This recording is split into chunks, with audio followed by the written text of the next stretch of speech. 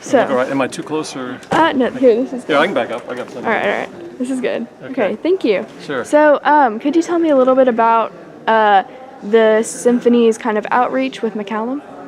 Sure. Well, every year we visit a number of high schools in the area to play music that perhaps the high school students don't normally gravitate Yeah. towards.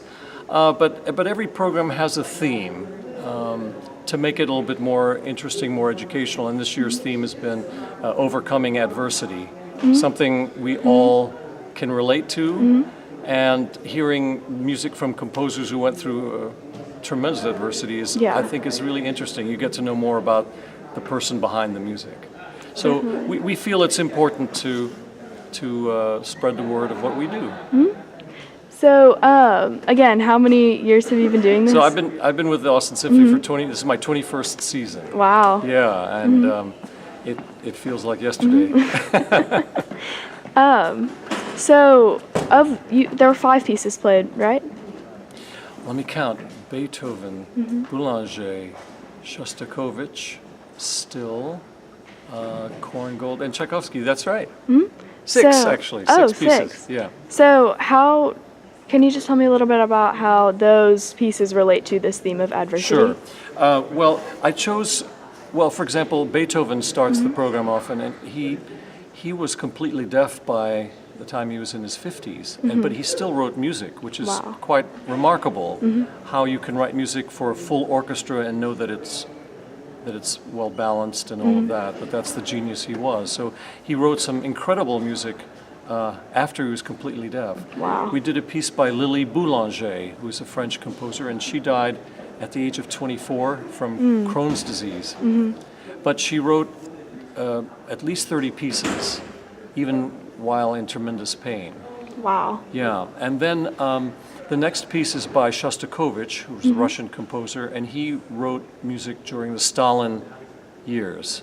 And Stalin, at that time, wanted all composers to write a certain way, write sort of, for lack of a better term, vanilla kind of music, just very plain, nothing controversial, just to please the masses. But that's not what Shostakovich wanted to do, so he was always torn. And some of his relatives were imprisoned to threaten Shostakovich. Wow. And Shostakovich was always threatened. He feared for his life often, yet he continued to write music. Wow. William Grant Still is an American composer. He was the first African American to conduct a major orchestra. He conducted an all-white orchestra in the Deep South during segregation. He went through horrible discrimination, as you can imagine. Yeah. And I mentioned Green Book during the concerts. Yes, That movie yeah. is out now, and that gives you a glimpse of what artists went through at that time. Then we did a piece by Korngold, who was an Austrian composer, but a Jewish composer, who had to leave Austria when the Nazis came to power. Yeah. And he came to the United States and wrote a lot of film music. And then the last work was by Tchaikovsky, who was a remarkably famous composer to this day. Yeah. But his personal life was strained because he was gay at a time when being gay in Russia could mean imprisonment. It was illegal to be gay Wow. then. Yet he continued to try to compose despite these really horrible conditions. So each of these composers went through a lot of adversity, and that was Yeah. the point of this particular concert. Wow. That really does connect. Yeah. So, with this performance and, showing all these kids kind of what a symphony is really about, what are kind of your hopes for the future with that?